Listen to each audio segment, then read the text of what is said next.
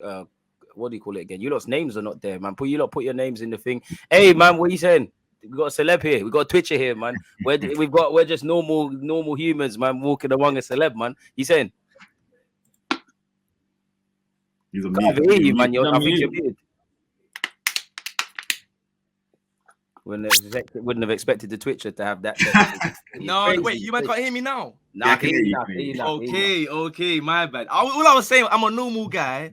Like when DG shouts you, I have to pull up. Nah, don't do that, man. Afternoon, everyone. It's Amenya. Obviously, I stream on Twitch, a bit of FIFA, a bit of FM. Got a football pod on YouTube as well. Just Amenya on pretty much every social. You should find me there. Honored to be here making my debut. Come on, man. 3 debutants, man. I'm getting the new signings and obviously, to break the ice, man, I've got a couple of questions in front of me to ask you lot, because as I said, I just want to pick you lot's brains. Before we get into Arsenal Everton, what have you lot made of the season so far? It's been a rocky road, man. Shook. Hey, listen, man. It's hard. But listen, I'm feeling positive. I'm feeling good. It's been the first 19 games were good, especially just before the World Cup. You know, it felt like, you know, we were invincible. It felt like we were gonna go to the moon and back, and I thought we was gonna kind of get close to that 100-point barrier mark. I don't think we will. Looking at kind of the fixtures we've got left and the way that we were kind of not struggling, but you know, we're crawling to the end of the line at times. Limping and that, yeah. Not including yesterday, but listen, man, I'm loving the young team. I'm loving the managers he's improving as well, which I'm liking. I'm loving that he's making early tactical stuff, changes, and overall, I'm sure everyone's going to probably agree with, like, we are in a very, very good position to get the title. So yeah, listen, I can't complain. I mean, I don't check the league table, and that, so I don't know. But yeah, you don't say the story, bro. I don't know about any of that. Like, I'm just happy to be here. I'm just happy that we're looking like a football club, bro. All I know is that we officially can't be relegated anymore. So from now, bonus, one step at a time. We get top half secured, we get top 6, and then we go from there and see what happens, innit? No dramas. Personally for me, guys, you know, this season has been amazing. You know, DG and I are quite similar in age. This is the best Arsenal team I've ever seen in my life. You know, I don't count when I'm like 4 or 5 years old. The Invincibles you know, this is the best Arsenal team I've seen, you know, in my lifetime, at an age that I think is appropriate to be like, look, I'm watching the games every single game. I'm seeing the tactics. I'm understanding the players, the management, etc. I mean, personally, I'm really surprised on how well Zinchenko and Gabriel Jesus has integrated in this team. Look, I know they're superstar players. I always expected them to be really good players, but how fast we integrated and the chemistry we had within the first like 3-4 games, it was like, whoa, this is like, you know, watching Arsenal back in the Wenger days. This is like Barcelona football, you know, tiki-taka, one touch, dominating the ball. You can't get the ball from us. We press you, you give it back to us, and then we come back at you again. I mean, it's really amazing to see. And in terms of what Gunnar Lee said, I do appreciate what he said. I think it's been a slight slip up, you know. The rest of the season, really, we've been zooming through it. It's only the past maybe four games before, you know, the slip up of, you know, the Man City game, Everton game. Other than that, we've been cruising, man. Yeah, 100%. I disagree with that. Hey, what are you saying for the season so far? Listen, I'm enjoying still. It's been a couple years where I was like, it was paining me to go Emirates, but nowadays the atmosphere. Yeah, you're always there, home and away, man.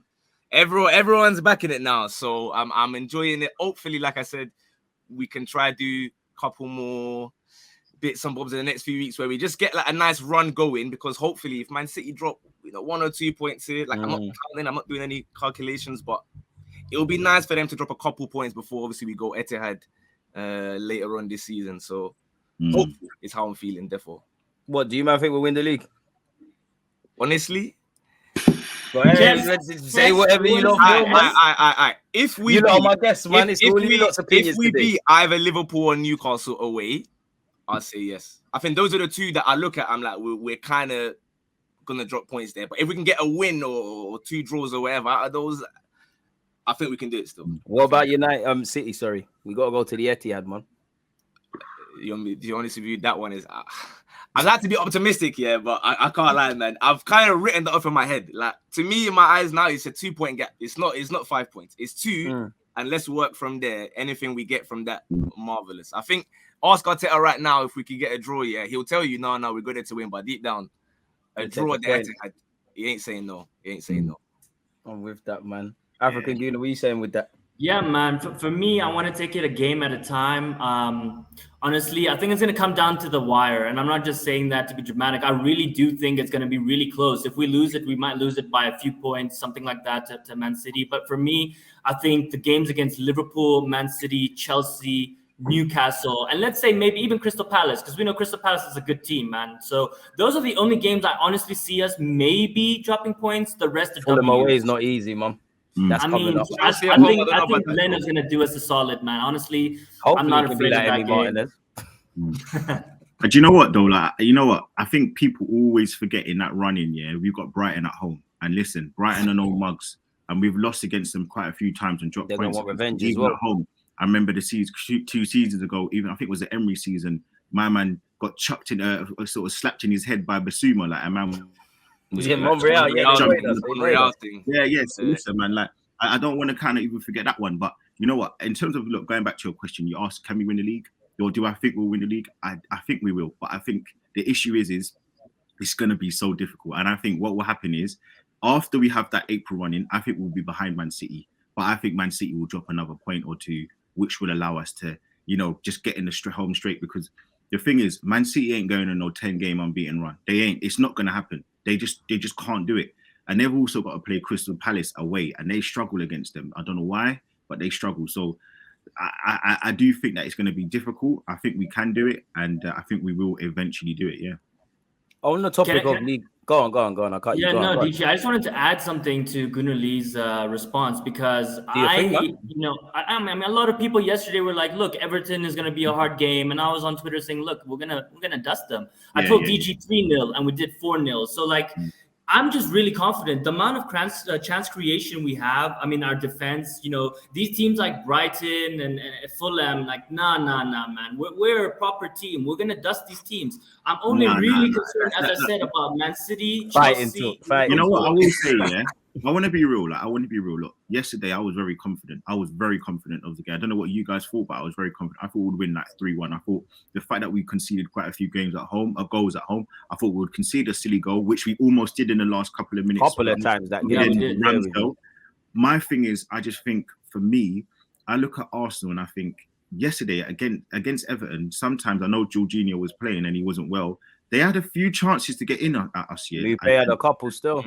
And even they, like the way they were just counter-attacking against us in the middle of the pitch. Now I'm like, bro, like it seemed a bit nervy. Even at 1-0, it was still a little bit nervy. So I feel like there's going to be games where we are so good and we're not going to play the same way how we played in the first night in games where there was so much freedom. We were more relaxed. Every single moment of the game, I saw DG stream the other day against Aston Villa. He was kicking every ball with the players, bro. Yeah, I saw that too. As you got him, man. I'm on the Arteta team. And the shamelessness celebration at the end too. We love Listen, the Aston Villa game was never in doubt, man. I had no worries, man. I had no worries. The thing is, it's stressful. If we're feeling like that, the players are feeling triple the time, like the amount of pressure, the amount of stress. So I just think that we're not going to see that sort of Harlem Globetrotter football every single game that we played in the first night in games. Even against Brighton, when we beat them 4-2. We slapped them. We finished them. Even Leicester at home, we do the little nonsense. We moved them, but like my thing, I don't see us playing like that kind of football for the rest of the season. I think it's going to be a lot more tight, a lot more cagey, and I think we're going to creep over the line, man. So is it a gift or a curse for you lot then that you would describe us as? I know we've got experienced players, but inexperienced. City have kind of been here. When they go through a little slump, when they go through good form, they kind of keep their heads. Is it a blessing or a curse that, for want of better phrases, we're a young and naive team then? It's them ones where you can't really know until you have the hindsight in it. Like, you'd like to think that there's not that. Like, obviously, we know that there's experience there, right? There is football heritage. We know Man City, when they feel like it, they can turn it on and go win 10 games. But what we also got to remember as well is we can look at the last 4 or 5 games and say, yeah, we're facing these meaty teams or whatever. But we don't know who they're going to be, like, where they're going to be in the league, what they're going to be fighting against. There could be a team that's like a point of relegation. They're fighting for their lives. So it's hard to look at the running and say, yeah, slightly that's Bournemouth at the weekend. You're right. Yeah, that's what I'm saying. But like right now, I still think Bournemouth should be comfy. But I'm talking like last 4 or 5 games when they know like, all right, we have to win this. Otherwise, like, it's curtains, we're done. Those are the games that you never know what's really going to happen. There's going to be guys fighting for their careers even. So I'd like to think the inexperience would mean that they are hungry, because we saw what happened last year. Obviously, everyone has seen the documentary and how the season went. Didn't end too hot for us, but I think that will be enough of a motivation to say, like, let's not let that one happen again. But we'll see in it. All right, you know what? Let me play devil's advocate. I think I speak for everyone when we're full of praise for our team. We're doing a lot of good things. Where's the evident areas of improvement? Either over 90 minutes, either what we've seen this season. Where is our weaknesses? Where are the things we could do better? Where could we aspire to be better than for you lot? I can answer this. We need to replace Xhaka at the 8. Look, he's had a good season. I've never been a fan that might turn a few heads. You got to explain that one. Look, I don't think you're necessarily wrong, but go on. Yeah, no, look, I'm going to say how it is. I mean, I'm not really scared about what anybody else thinks. I watch this team. I've never missed a game in my life, to be honest. So I watch this team every single week in, week out. And, I play ball too, so I know what a baller looks like. And Xhaka has stepped up his game this season, but if we really want to take it to the next level, I think that's where we improve. I don't know if Vieira's the one to necessarily answer that question, or someone else, maybe, a Declan Rice type. But that's probably where I would suggest an improvement and a backup for Saka. Those are my 2 immediate concerns in the summer. You know what? It's interesting, yeah. Every December the 31st, people make new resolutions. Why do they do that? Because they want to improve themselves as a person. So I just want to let people know out there, like, even if we think that there's a player that we can improve on, it doesn't mean that player is bad. Just the same way that when you do your resolution, you're not a bad person. You just want to evolve. You want to get better every single year. You want to get better every single month. You go gym. You want to get improved at 1% every day. I do agree with the Xhaka thing, but I do think that people downplay how well he's played this season. I do think people downplay how much he's improved defensively. You look at the game against Leicester. I thought we were very, very good. The game against Aston Villa, he was very, very good. And he didn't, the attacking wise, he was poor. But I think him nicking those little balls away, him getting those fouls, him putting his body on the line are things that are intangibles that we don't see on a stat sheet, but they're so important to the team. So I do want to give him credit for that 100%. But I just think connectivity wise, in terms of going forward, I think he misses Martinelli a lot of the time. And that's why Martinelli suffered. I don't think it's necessarily down to Zinchenko why Martinelli suffered. I think the connectivity, and I always use this light bulb analogy that Arteta did in the All or Nothing documentary, but it's true. The connectivity is missing with him and Martinelli because he doesn't pass from the ball. Against Brentford, he passed from the ball 4 times. No, Martinelli received the ball 4 times. Got receipts and that, bloody hell. It's not good enough. So, and that's not to say that Xhaka is a poor player, but it's horses for courses. Certain games you need another player, and he can come in and do a job for certain things. I'm not saying get rid of him, but improve. Yeah, we can. I hear that. What is there any other areas? Some might say, do you know what? While Eddie and Ketty has come in and done a great job, Trossard currently is doing a good job. With you lot looking at strikers, is left back and right back actually areas for improvement for you lot potentially? Do you know what it is? I fully hear what these men are saying, but at the same time, Granit Xhaka and you could argue Martinelli as well, their sort of downtime or where they had a bit of a dip in form has been since Jesus wasn't there. I feel like once Jesus is back, I believe we will see that sort of triangle of Xhaka, Jesus, Martinelli cooking again. Obviously, Martinelli's got his confidence back now. He's bagging again, but it's a bit more difficult for Xhaka to be making those runs into the box when, as much as I love Eddie, he's a Ghana man as well. I got to back him. Eddie's not Gabriel Jesus. We all know that he's done his thing, done as well as he possibly can do. I think he's done as well as we'd all have hoped for. But let's see when Jesus is back. Improvements, I probably would hear the Xhaka thing. And listen, if we do end up winning the league, and let's say Liverpool don't get top 4, I see no reason why Edu shouldn't be on the phone to a certain brother chilling in Germany right now. Spend the bag on that one, though. Listen, if we win the league, it's an attractive proposition. That's all I'm saying. If Liverpool are playing Europa, I've said this. I don't understand why Bellingham isn't a target for Arsenal. I know there were some loose links a couple of weeks ago, where we like him, but the figures are too crazy. But listen, you blow your budget on him. You can sell Pepe because obviously Arteta doesn't want him. Ainsley Maitland-Niles, El Nenny's going to stay.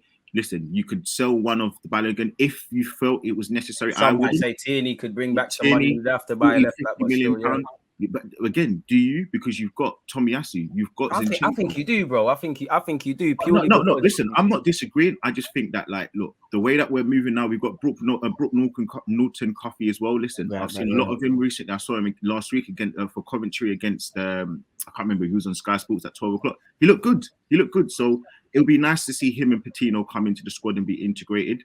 So look, it's looking good right now. I just think we're in London. We'll be playing in the Champions League. We just won the league. We've got the youngest team in the league, other than Southampton, that look like they're going to be relegated. So for me, respectfully, I ain't trying to go to dusty Liverpool, bro. I'll be honest with you. I don't see what Liverpool have over. Apparently, he's attracted by the whole rebuild that they could do, though. You know. Listen, if he wants to be mates with Henderson, probably I don't want him at the club, then, because if that says more about your character than, bro. I don't see what the hype around Henderson is. So probably you best go with Liverpool in it, and pretend that you're a Scouse in it. What would you say about Declan Rice then? Because you can't really mention Jude Bellingham with Declan Rice. Obviously, we're the favourites and all these things. We've been here before, bros, as you lot will know. What do you lot make of the player? Do you think he's overpriced? Do you think he improves us? Because on one hand, I like Declan Rice. I think he's very good technically in comparison to what he's given credit for. I just feel it's kind of overpriced. Maybe we could shop around for the cheap. But if Arteta wants him, talent ID, Premier League proven, all of that jazz, make it happen, innit, really? Yeah, I can start on this one. I think from now on, I think we know already whether or not we have strong opinions or not on certain players. If Arteta wants their brother, just go make it happen, innit? Just go grab him. With Declan Rice, it's a techie one because I've been trying to think who exactly is he here to replace. Would it have been Xhaka? Would it have been Partey? This is it. Now I'm seeing. I look back at when West Ham were cooking in Europa League last season. I'm looking at Declan Rice with those mad runs, driving with the ball like down that left channel, and he was bagging. I forgot who he scored against, but he scored a couple goals in that Europa League. He did an R1 finesse. I'm thinking he can do that sort of run and maybe replace Xhaka. But obviously, we haven't seen him in a team that is dominant in possession and very attacking. So we'll see. I'm down for it if Arteta wants it. I ain't gonna say no. For me personally, it's a number one target. I mean, look, we've seen the success we've had by getting Premier League proven players and not like dusty players from Chelsea, United, rejects, right? Like we're talking about like almost in their prime, if not before their prime or in their prime, right? And this is something we've been calling out for over a decade, even more. And finally, we've done it in the past three windows. I would say we've done it, and look at where we are. So for me, we've been seeing this guy do it week in, week out, UK guy. I mean, overpriced or not, we have the money. We didn't spend so much in January because we didn't get our main targets, Mudryk and Caicedo. So the money is definitely there. I definitely would go for it. I like Bellingham as well. I don't know how I think it'll take him some time to adapt to the Premier League because he's not super physical. I don't know how he'd adapt. So for me, Declan Rice, he can tackle, he can score, he can progress with the ball. He's a captain. I mean, he just ticks all the boxes for me. So I definitely would go for him. What? It's fun. Sorry, go on now, man. You've held your point for a while. Go on, man. I was going to say, you know what? It's funny with the Bellingham thing because, look, I think he's a good player, but I just think he is a bit overpriced. I think there's other players that we can get that could do as good a job. And being a Londoner, bro, I think there's a lot of hype around him because he was rapping that Scraps tune, bro. Like I'm like, yo, let's calm down, brother. Like he's involved with the young man, with the Mandem, because he's like, you know what I'm saying? He's on YouTube and that. He's a little YouTube friend and that. Like, so when you're from London, you get a little swoosh, you get a little vibe and that. And he's a bit gassed now. So I don't know, man. I just think for me, I think there are other players that are. I think he's got a lot of propaganda around his name because of things like that, and because obviously he's English. And I do think that, look, he's ready to take the next step. But for the money, I don't know if he's the one that I would fully invest my stocks in. But he's a good player. And as I said, look, Arteta, everything he touches, he turns to gold. He's turning to gold right now, yeah. Facts. Do you not feel that as we move on as a club, and obviously, I'd say like in the last 2 years, we've more kind of fixed up the squad, brought in a number of additions. The more we get to kind of have the final piece that Arteta wants, and it's kind of a case of signing one or two more players. Do you not think we have to probably overpay for players because everyone's overpriced now. Everyone knows we've got money. You know, we've been linked with Mudryk, we've linked with João Felix, we've linked with Caicedo. They're all coming at premiums, really and truly. So is it a scenario where we may have to overpay potentially if we do want that higher caliber centre mid or any other area that we need to address? Yeah. I mean, we overpaid for Ramsdale, right, and Ben White. So just a point on that. I'll let you go, but just on a point, we overpaid massively for those two, and look at where we are now, right? We were all cheap. Ben White had one season in the Prem off the back of that. Fair enough. Go for it. Yeah. No, I was gonna say. I mean, this is all United's fault with Anthony and these men. You know, paying 100 M's. I love some United slander still. Yeah, just have to throw a little bit of United slander in there, but we are not in a position where we can do like how guys gas up Brighton or in past Leicester scouting, where they go and get someone for 10, 15 M's, and there's not as much pressure on them to succeed immediately. So you may not hear about their flops. We have to go and not necessarily try and look like a big club, because we know that we are already, but you have to make a statement signing as well to show guys like, we are very serious here. For me personally, I'm hearing all the Bellingham and Rice talk and whatnot, but I'm a big fan of this brother. I don't know how much guys know about him because he's not really kicking ball Champions League, but he's in League 1. Seiko Fofana. If I could grab him, in last summer, really still, I'd be happy. However, I understand that we got to overpay. Same with strikers, for example. For me, for the last 2 years, all I've been wanting is a certain man at Napoli, and now I knew it was going to be said. Now up front, he's bagging, but of course. We have Balogun, Eddie, Jesus, Martinelli now seems to be playing 9. So it's them ones there where it's like, how much are you willing to risk, I guess, kind of upsetting players in your club? Or don't we need to make them difficult decisions? Yeah, that's what I'm saying. That's what, like, you kind of have to, innit? We've been like it's family vibes, like old type Hayland, but at some point, if you want to go to the very next level, you have to be cruel to be kind. But you know what though? Like the thing with our team, which is what is unique, is that we're all the players are growing at the same time. Literally all the players, and that's what we've got. That's special. So look, I don't think that we have to sell players for the sake of it. Listen, I don't want to sell Tierney. I don't feel like we should. Like if he really wants to go and he's talking about the money thing, I wanted him to be captain last season. So I'm not going to come out here and start talking all this madness. I love the guy. I think he's a solid player. Amen. But ultimately, if he wants to go, or if the money does getting reinvested in a big player, then I see how it works. But I'm not saying we need to sell Balogun or Tierney for the sake of it. I'm saying only sell these players if there's a plan, a clear plan, and not just for the sake of it, man. Because ultimately we can do what all the Chelseas are doing and Man United are doing, but what works for our club is something different. We don't need to go out there and do them things there. Like ultimately, we've got a youth team. You've got a youth product that's a youth setup that's working. We've got Saka, and we need to buy big players, or we need to buy, invest in a team to show him we're leveling up now. We're leveling up, and we're doing it together. We've got ESR coming back. We've got some big players, man.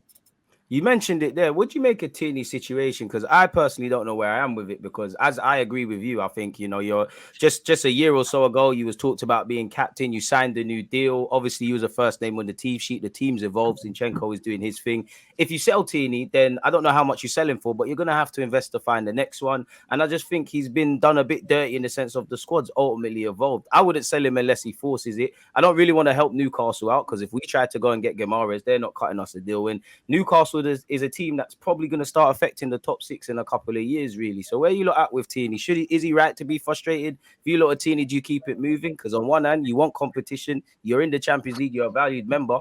Where you at with Tierney then? Because you mentioned it, you lot. I can go. I think first and foremost, one of the things he just said now is he right to be frustrated? I think if he wasn't frustrated, then he should definitely leave, because everybody wants to be starting every single game. It doesn't mean you should go and like throw strops and start crying about it, obviously. And he hasn't done that, with fairness to him. And I think the reason why it's tricky for all of us, and I'm sure most Arsenal fans will agree, is that he is the kind of perfect character to represent Arsenal, like on and off the pitch as well. He does this thing whenever he's needed. I saw yesterday when he came on, the brother tried to do the Zinchenko. He thought it was Zinchenko, yeah. And I was watching it, I was like, I can't lie, bro. It's not your bag, but I respect you for like trying your hardest to, try fit the square peg in the round hole and that. Obviously, like I said, he is a very good backup, but it's not really his fault. Like we said, he was so important for us. When it was him and Aubameyang on the left, That was our whole team for about 2 years. Just them. He's been part of the trenches, man. Exactly. You know what? I just want to say, interrupt one point you said. No, go for it. You know what? I'm not even trying to stop you from talking. I don't even look at him as a backup, bro. And I think sometimes we need to change our wording a little bit. I don't really look at him as a backup. He's just another option, bro. Like we have certain games where you need certain man. You have another game where you have another man. You have one game where you need Odegaard. You might need a Vieira for the other one. You got one game where we don't need Partey because Partey is not. The game don't need a Partey, even though he's amazing. You might need a Jorginho. You know what I mean? So when I look at certain man like Tierney, he's so good at what he does. I just don't.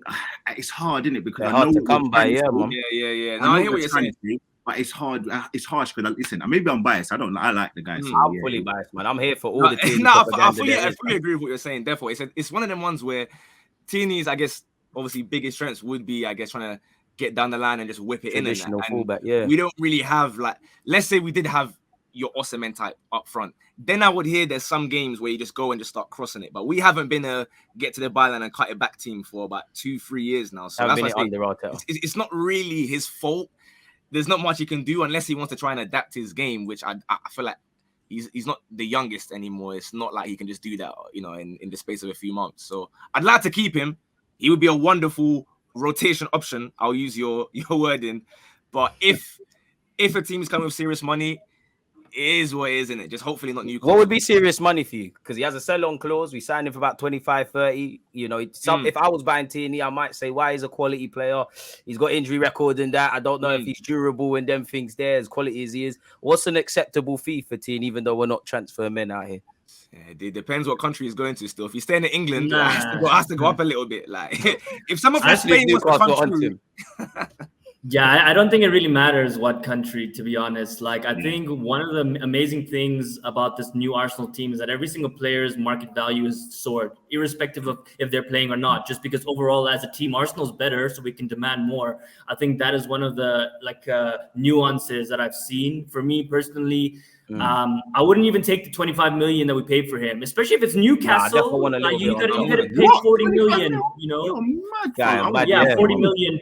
40 million if it's Newcastle. Let's not forget Cucurella. No, there's no way we're getting 50 million. They paid 60 million for Hugh Izzy. It's peak out here. The guy would be a Premier League winner. Hopefully, he's been part of that team. Hopefully, we get far in the Europa League. So he's been durable for that. We need to forget he's not been playing because he's been injured. He's not been playing because Zinchenko has been so good. So that's another thing. So we need to dispel this whole injury thing. I know he's had a few injuries, but that's not what it is. He's at a 24 years old, so he's a prime age, bro. Like for me, you can't say that we bought him for 25 million and we get 25 million back. No. 40. He's a 50 made is man. unrealistic. No, because you a sell-on clause as well. So we need to make more. He's a made man in the Premier League now, yeah. Just the same way how next season, if we win the league, Saka's a made man. So we can't keep using the whole young man thing. We can't use that with Martin because these guys would have been Premier League winners. So I just look at it and I'll be like, look, you're at that prime age, going into the prime age of your years. You're serviceable. You kind of played for your international country as well, captained your country as well. For me, 50 million, bro, easily. No, that's not realistic. I'm on that. 50, I'm on that. But I don't think guys are gonna come. Cucurella. I don't know how. Yeah, how is that's Cucurella Chelsea, man. Chelsea. You know what it is? It's what you can hustle in today's day and age as well. And isn't Edu that good of a hustler? Because remember, where you mentioned it, right? African Gooner, we hold the power. We got the contract. We've just won the league. We don't have to sell. We're doing a favor. Yeah, I agree. He'd have to be realistic. We're doing a favor to the brother to say, do you know what? You've been good to us. We've been good to you. Let me let you go free. No hassle. But we ain't gonna let you go for peanuts, bro. Like this is a business. Trying to run a business, yeah. Yeah, this is a business. You get me? So unfortunately, Edu, you got to do your job. 50 million minimum. I'm talking about. 50 million would